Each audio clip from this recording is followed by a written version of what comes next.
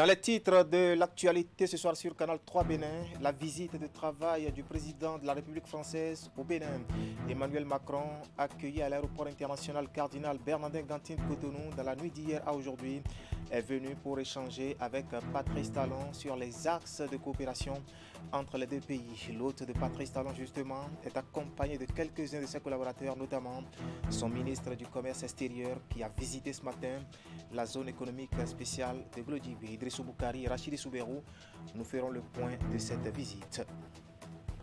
Nous parlerons ensuite du processus de recrutement des agents aux fonctions techniques et administratives dans les mairies du Bénin. Après les désistements notés au sein des équipes devant accompagner leur mission aux côtés du maire, place au remplacement. Et la cellule de suivi et de contrôle de gestion des communes a fait cet exercice hier mardi à Cotonou. C'était sous les yeux de Herman Niambossou et Moufid Sabouran qui nous relateront les temps forts de cette cérémonie de tirage au sort. Et puis à la commune de Semepodi, c'est fini pour les occupations anarchiques des plages d'Ekpe et de Djefa. Le maire vient d'annoncer la fin du phénomène au cours d'une descente sur le terrain, descente au cours de laquelle Jonas Benameto a tenu à sensibiliser les occupants illégaux tout en leur demandant de libérer les sites avant le déploiement des engins lourds pour assainir justement la zone. Voilà pour le sommaire. Bien bonsoir et bienvenue à notre grande édition du soir de ce mercredi 27 juillet 2022. Comme annoncé depuis quelques jours, le président français est en visite de travail au Bénin. Emmanuel Macron est venu échanger avec Patrice Talon sur les axes de coopération qui lient le Bénin et son ancienne métropole, la France.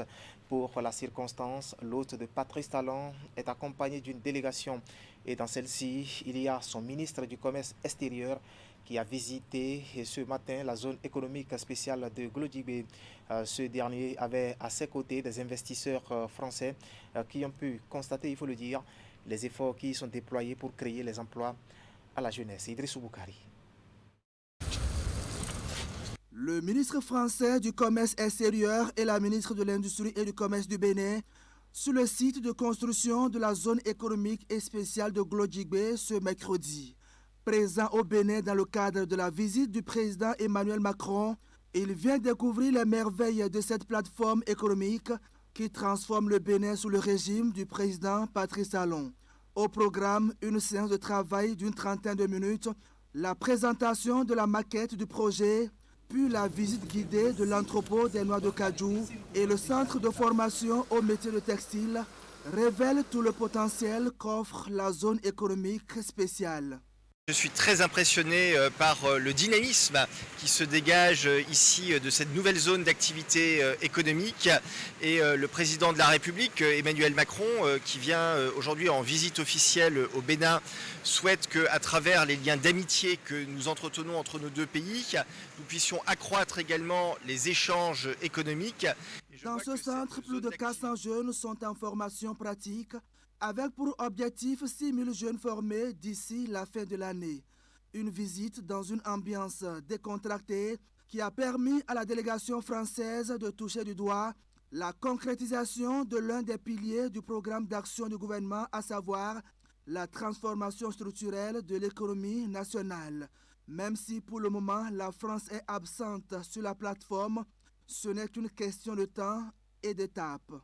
Et je souhaite que dès la phase 2, nous ayons des entreprises françaises qui s'y installent. Certaines sont déjà venues avec moi aujourd'hui et ont vu la zone et je suis sûr que certaines d'entre elles investiront très prochainement. Et nous allons monter 2 missions économiques. Nous en avons une qui sera prévue d'ici à la fin de l'année pour que les Béninois puissent venir présenter cette zone aux investisseurs français. Et puis ensuite, je suis certain que les investisseurs français viendront à leur tour au Bénin, voir de leurs yeux ce que nous avons pu voir aujourd'hui, c'est-à-dire le miracle économique qui est en train de se produire, à la fois dans l'aménagement, mais surtout dans le dynamisme économique de l'implantation des entreprises. Les entreprises françaises contribuent beaucoup à l'élaboration de cette plateforme-là en tant que entreprises fournisseurs, mais là maintenant on va les avoir en tant qu'entreprise, donc cliente sur la plateforme. Ce que nous avons vu ici est impressionnant, ça va très vite. Merci donc à la délégation et surtout nous saluons ici ensemble la vision de coopération économique, la vision d'accélération économique du président Patrice Talon et de son homologue, le président français Emmanuel Macron.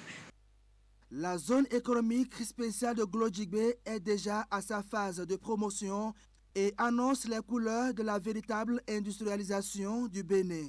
Le ministre français du Commerce extérieur repart donc satisfait et comblé en attendant l'intervention des investisseurs français sur la plateforme pour renforcer la coopération économique entre le Bénin de Patrice Talon et la France de Emmanuel Macron.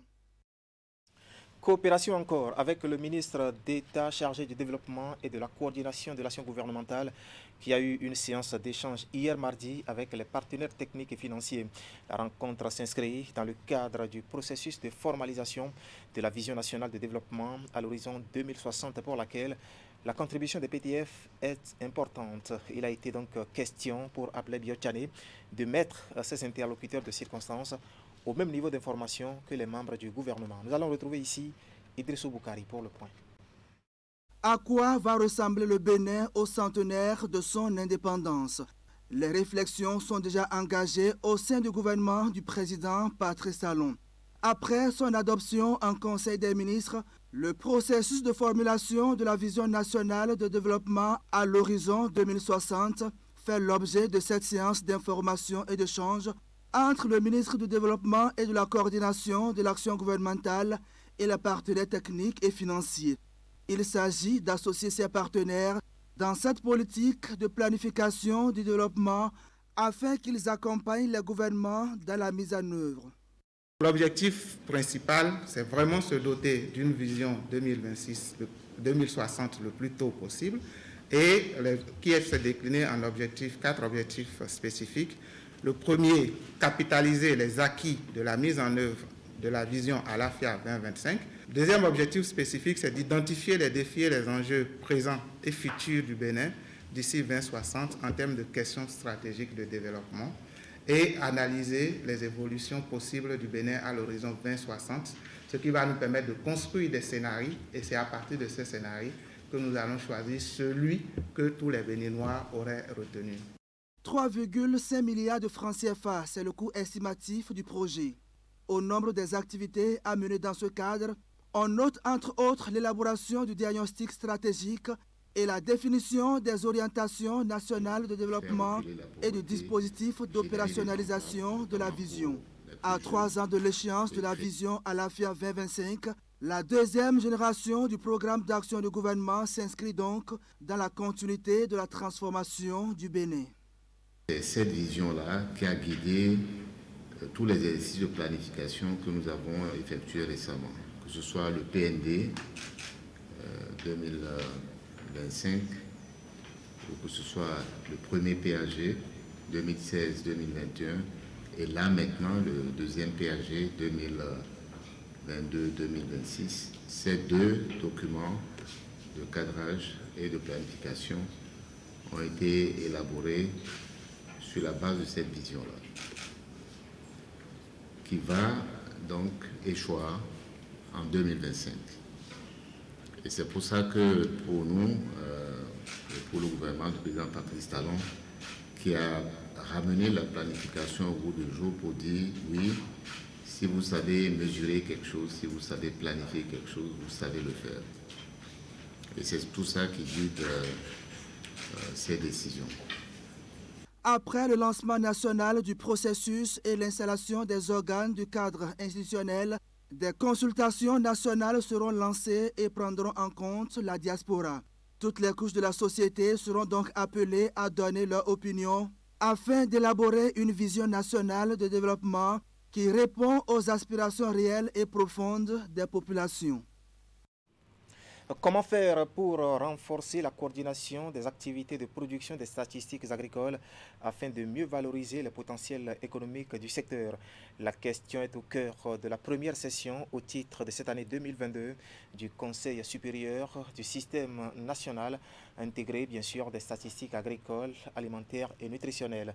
Session tenue hier mardi à Cotonou. La cérémonie d'ouverture a été présidée par le ministre de l'Agriculture, de l'Élevage et de la Pêche, Gaston Dossoui. Compte rendu, Teddy Goudalo. Autour de cette table dressée dans cette salle de l'hôtel Azalaï de Cotonou, des acteurs du monde agricole. Ils y ont été conviés pour la première session au titre de cette année 2022 du Conseil supérieur du Système national intégré des statistiques agricoles, alimentaires et nutritionnelles. Les réflexions ici sont axées autour des stratégies devant permettre d'améliorer les statistiques agricoles au Bénin. Un exercice qui se fait avec l'appui de l'Organisation des Nations Unies pour l'alimentation et l'agriculture. Notre institution, en effet, est un témoin privilégié depuis quelques années de l'instauration d'un cadre de production et de coordination des statistiques agricoles conforme aux standards internationaux et compatibles avec les enjeux de développement du secteur. Nous saluons cette volonté politique et l'engagement de tous les acteurs. En sollicitant notre accompagnement tout au long de ces chantiers, c'est également un honneur et un sentiment de satisfaction pour la FAO, reconnaissante de la confiance que les pays placent à notre institution. Derrière cette confiance, des avancées ont été enregistrées en termes de statistiques agricoles. Le recensement national de l'agriculture réalisé et qui a délivré de précieux renseignements sur le secteur en est un exemple. Aujourd'hui, l'ambition est d'améliorer tout le système national intégré des statistiques agricoles, alimentaires et nutritionnelles. Ainsi, dès 2023, le projet de mise en place d'un système moderne d'enquête sur les statistiques agricoles et nutritionnelles, inscrit comme projet prioritaire du PAG2, donnera les moyens aux acteurs du système national intégré des statistiques agricoles d'asseoir un véritable dispositif capable de conduire les enquêtes annuelles et infra-annuelles, de même que la collecte de données courantes inscrites à l'agenda des besoins en statistiques du secteur agricole. Gaston Dossou-Oui a enfin témoigné sa reconnaissance à la FAO et à l'Union européenne pour leur soutien au système agricole béninois. Les réflexions au cours de cette session devrait permettre au Bénin de renforcer la coordination des activités de production des statistiques agricoles pour mieux valoriser les potentiels économiques du secteur agricole.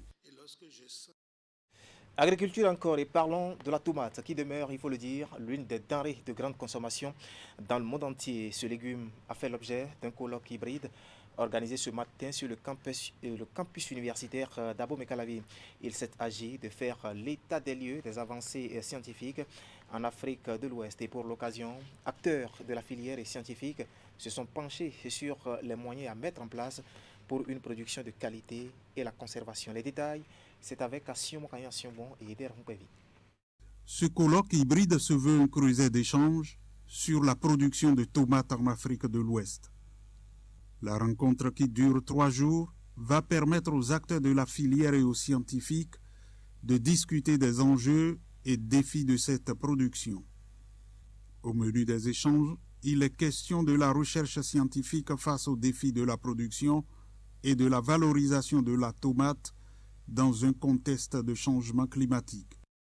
On s'aperçoit bien vite que les initiateurs et organisateurs du colloque ont bien fait de choisir nous faire réfléchir sur cette spéculation, car tout autant que nous sommes, nous en consommons pour notre bien.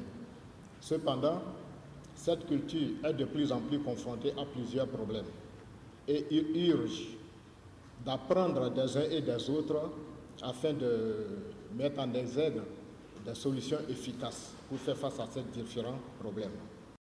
Des partenaires variés comme le GBIOS, le World Vegetable Center et Pacofeed se sont associés pour la tenue du colloque. Les participants sont appelés à aborder les systèmes de culture, la gestion des nuisibles. Il s'agira aussi de réfléchir sur les pratiques agronomiques de production de tomates. Au regard de ce grand intérêt que suscite cette filière aujourd'hui et qui se traduit par une multitude d'initiatives qui se déploient sur le terrain en faveur de cette filière, il devient nécessaire d'en faire l'état des lieux à tous les niveaux. Le gouvernement béninois s'emploie depuis 6 ans à renforcer le secteur agricole et à le rendre compétitif. Et déjà, le ministère de l'Agriculture, de l'Élevage et de la Pêche s'engage à prendre en compte les résultats issus de la rencontre. Cette conférence hybride sur l'état des lieux des avancées scientifiques sur la tomate en Afrique de l'Ouest s'intègre pleinement dans la vision du gouvernement et dans les objectifs du ministère de l'Agriculture, de l'Élevage et de la Pêche et se veut être un creuset d'échanges et d'informations, de vulgarisation des résultats, de définition de priorités de recherche et de collaboration étroite entre différents acteurs de la filière. Pendant les 3 jours, les participants vont aborder la caractérisation agromorphologique de 10 lignées de tomates. Aussi, la diversité génétique, l'amélioration variétale et systèmes semenciers seront-ils débattus. Place à présent au processus de recrutement des agents aux fonctions techniques et administratives dans les mairies du Bénin après les désistements notés au sein des équipes devant accompagner leur mission aux côtés bien sûr des maires. Il faut passer au remplacement et la cellule de suivi et de contrôle de la gestion des communes a fait cet exercice hier mardi à Cotonou. Retour ici sur l'ambiance qui a prévalu au cours de cette cérémonie de tirage au sort. C'est avec Herman Niambossou et Mofid Saboua. Le dispositif ce mardi 26 juillet 2022 est déjà bien en place pour le tirage au sort des remplaçants des responsables démissionnaires au sein des exécutifs communaux. Il y a des postes vacants. On a procédé au tirage, d'aucuns mis en position de se prononcer se sont désistés. Il y en a qui ont voulu aller prendre service et ils sont à la tâche, comme cela a été témoigné tout à l'heure. Nous allons en fait procéder au tirage au sort de 9 responsables techniques. 3 profils types de portefeuille à pourvoir par la cellule de suivi et de contrôle de la gestion des communes.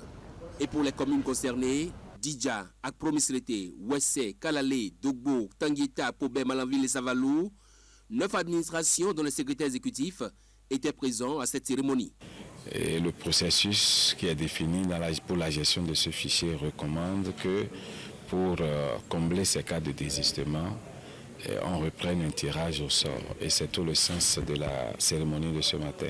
Nous allons procéder au tirage au sort de 2 RAF, responsables administratifs et financiers de mairie, de 3 RDLP, responsables du développement local et de la planification, et de 4 PRMP et 4 personnes responsables des marchés publics, donc de communes. Pour les autres désistements notés à divers postes de responsabilité dans plusieurs communes, le palliatif est tout trouvé. Un système de mutualisation est prévu comme solution provisoire par les tests. La mutualisation, ce ne serait pas définitif. Au fur et à mesure que le fichier sera enrichi, vous comprenez bien que des gens seront déployés et il y aura moins de mutualisation. Donc en attendant, contentons-nous de ce qui va être fait. C'est vrai que nous avons encore 11 RAD responsables aux affaires de manière environnementale et 11 RST et même des RSI. Les RST, c'est les responsables des services techniques et les RSI, c'est les responsables des systèmes d'information des communes. Malheureusement, dans notre base de données, pour ces 3 dernières fonctions, nous n'avons plus de candidats et comme je l'ai dit, le fichier est dynamique et une campagne de sélection de candidats permettra de procéder à un tirage ultérieurement pour ces 3 fonctions. La cellule de suivi et de contrôle de la gestion des communes, composée de 9 membres, dont 5 permanents, est l'organe chargé de finaliser la réforme en cours dans l'administration décentralisée. Un rôle d'appui conseil au secrétaire exécutif des 117 communes, mais également contrôle et suivi d'une réforme qui priorise le développement équilibré des communes. Tout à fait. Et dans le reste de l'actualité ce soir sur Canal 3 Bénin, l'Agence nationale de l'eau qui poursuit sa croisade de sensibilisation autour de la réforme de mise en affermage des ouvrages de production, de transport et de distribution de l'eau potable en milieu rural au Bénin. La dernière étape de la série d'échanges, c'était le week-end dernier à Dassazoumen. Les assises ont réuni autour des responsables de l'agence les acteurs impliqués dans les mairies, notamment ceux du périmètre 3 de la dite réforme. L'étape de Dassa est la phase terminale d'une série d'ateliers entamés par le nord du pays. Initiés par l'Agence nationale de l'eau, les assises ont regroupé divers acteurs dont les secrétaires exécutifs de certaines mairies. Ces participants sont venus des différentes communes des départements du Zou, des collines du Mono et du Koufou appartenant au périmètre 3 de la réforme de la mise en affermage des ouvrages de production, de transport et de distribution de l'eau potable en milieu rural au Bénin. Alors, un tel projet, c'est dans la nouvelle vision du gouvernement. Fournir de l'eau potable à toute la population en zone rurale à partir des ouvrages de type nouveau, mais que ces ouvrages soient aussi gérés désormais par des opérateurs professionnels. Et c'est des processus très compliqués. Et pour que ça se passe sans heurts, il est de bon ton qu'on aille sur le terrain, parler à tous les acteurs pour que ce transfert des sites qui étaient gérés précédemment par des opérateurs qui n'étaient pas des professionnels, que ces ouvrages soient transférés de façon organisée à ces opérateurs de type nouveau pour que le service puisse démarrer dans de bonnes conditions. Ces échanges s'inscrivent dans la droite ligne des préparatifs de l'opération de transfert. Face aux organisateurs de la rencontre, les participants ont eu droit à plusieurs communications. Les présentations ont permis de leur rappeler le contexte de la réforme. Les orateurs sont aussi revenus sur les objectifs, les projets de construction d'ouvrages d'AEP exécutés ainsi que ceux en cours de réalisation. Le cadre de la mise en œuvre de la réforme et le modèle de gestion du service AEP a également été précisé. Bien d'autres aspects du projet ont été abordés. Notre rôle, c'est en quelque sorte suivre la mise en œuvre du projet et voir dans quelle mesure cela sera amélioré dans les localités où l'accès était difficile. Étant désormais garant de la gestion matérielle financière, tout ce qui est mieux-être dans les communes, nous devons être regardants dans tout ce qui se fait dans la commune. C'est pour cela. Nous ne contestons pas la part du rôle que nous devons jouer dans la réussite de ce projet qui vise l'accès à l'eau potable en milieu rural à toutes les populations. C'est un bon projet, c'est une nouvelle réforme et tout le monde doit se lever comme un seul homme pour l'accompagner. En tout cas, pour ce qui nous concerne dans la commune de Wessé, nous y veillerons pour la réussite parfaite de ce projet.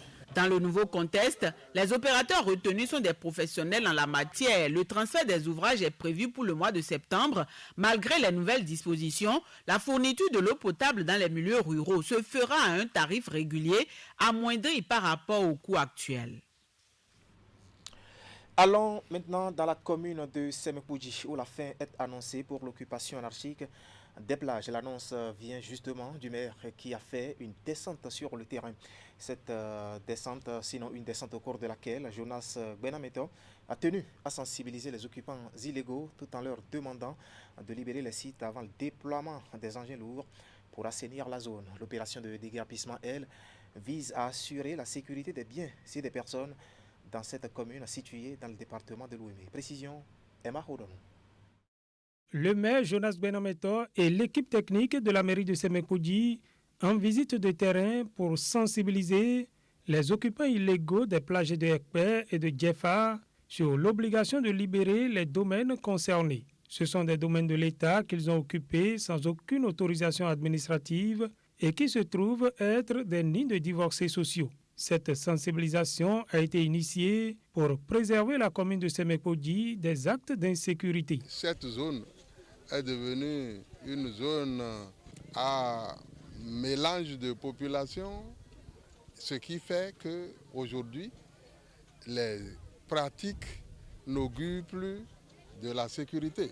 Ces pratiques consistent à octroyer des places à tout venant dans un but mercantiliste, n'a plus rien de social et est génératrice d'insécurité. Donc, pour avoir une cartographie claire, nous avons besoin de restaurer cette communauté-là à sa juste proportion. Donc, c'est pour des besoins sécuritaires, pour mettre fin à cette mauvaise pratique-là, qui fait de la plage aujourd'hui le réceptacle des malfrats qui viennent de partout et qui sont poursuivis. Cette sensibilisation est la troisième du genre pour inviter les occupants à partir de leur propre gré. La prochaine étape sera le déguerpissement avec des engins lourds, a averti le secrétaire exécutif de la mairie de Sémékoudi. En son temps, nous allons revenir, mais ce serait en ce moment avec des engins lourds pour dégager toutes les occupations, toutes les habitations de fortune qui sont érigées ici. Un moratoire de 2 semaines a été donné aux occupants pour libérer les domaines de toute habitation. Voilà, force doit donc rester à la loi. Et avant de mettre un terme à cette édition, le Bénin qui rend hommage à une icône de la danse contemporaine africaine. À son nom, Germaine Akoinou, qui fera justement l'objet de plusieurs événements à partir du 29 juillet au 3 août 2022. Les organisateurs ont, à la faveur d'une conférence de presse, expliqué justement les raisons, sinon le bien fondé de cette initiative. On va suivre les détails avec Ali Moumouni et Rachidi Soubero. Pour le 62e anniversaire de l'indépendance du Bénin, un enfant du pays sera aussi célébré. C'est une initiative du gouvernement de rendre hommage à Germaine Akoinou de retour au bercail. Et comme cela se fait déjà avec la valorisation des trésors royaux, l'acteur culturel et figure historique de la danse en Afrique ne cache pas sa joie. Et je pense que le Bénin est sur un bon chemin avec le retour des arts premiers. Et moi, je trouve aussi que je fais partie des belles statues vivantes qu'on ramène au pays. Je trouve que c'est quelque chose d'extraordinaire. 3 grands événements sont prévus pour cet hommage à Germaine Akoinou. Ils se tiendront du 29 juillet au 3 août 2022. Le programme des activités avec Germaine ici au Bénin prévoit des temps forts. Nous aurons une projection débat d'un film documentaire qui lui a été consacré, un film documentaire biographique qui s'appelle Yatunde. Et bien sûr, nous aurons le spectacle de danse le 1er août et ensuite des workshops et masterclass à l'EITB, toujours à Cotonou, à Tobin. C'est une occasion pour permettre aux Béninois de découvrir ce génie de la danse contemporaine africaine. Et pour la soirée du 1er août, elle sera sur scène avec la relève qu'elle a mis en place.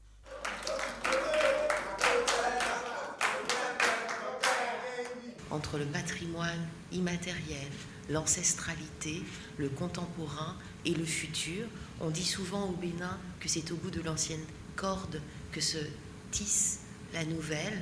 Et Germaine Akoinou est avant tout une passeuse, une enseignante, une formatrice qui a effectivement accompagné plusieurs générations de danseurs émérites qui à leur tour ont fécondé d'autres écoles et fait du continent une terre de création contemporaine dans le champ des arts vivants. Germaine Akoinou, c'est toute une vie consacrée à la danse. Aujourd'hui, elle reçoit les hommages dus à son rang. Voilà les reconnaissances de toute une nation donc à une icône de la danse contemporaine. Et c'est l'essentiel à retenir ce soir quant à l'actualité sur Canal 3 Bénin. Toute l'équipe technique et celle de la rédaction qui m'accompagne vous remercie de nous avoir suivis. Passez une bonne soirée en compagnie de nos programmes. Moi, je vous retrouve demain jeudi, si Dieu nous prête vie. À demain.